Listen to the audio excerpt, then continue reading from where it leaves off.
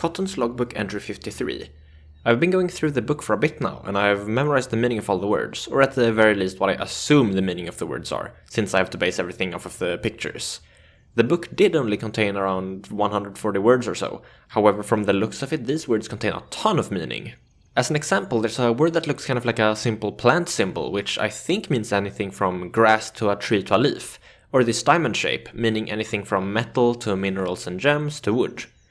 I don't actually know the pronunciation of any of these words, and instead only know how to write them, so I had to go back to Frogspace to try and ask for help with learning how to actually speak the language.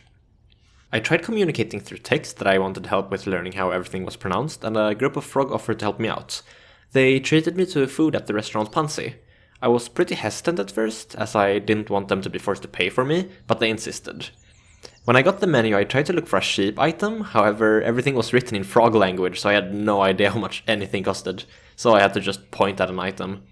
It's a bit hard to explain what it was that I ended up eating, but my only way of describing it would be that it was some sort of fish that I'm unfamiliar with, which was inside of a pie-like shell. However, that outside was kind of like a fusion between pie crust and rice in some way. I was pretty hesitant at first because, alien food. However, once I actually started eating it, I realized that it was really good. It was pretty awkward as we couldn't really communicate efficiently at all. However, they did help me with the pronunciation of everything, so now I have everything written down and will be able to practice it until everything is memorized. Once leaving the restaurant though, I saw something really odd.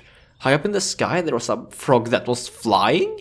They had what looked like artificial wings that they were flapping. However, weirdly enough, they were flapping them really slowly, and it basically looked like they were just floating there as if not affected by gravity. I tried asking the frogs what that was, but all they said was that it was a bird contraption, ilo waso. That doesn't really answer much, but I'm not good enough to actually ask for more information.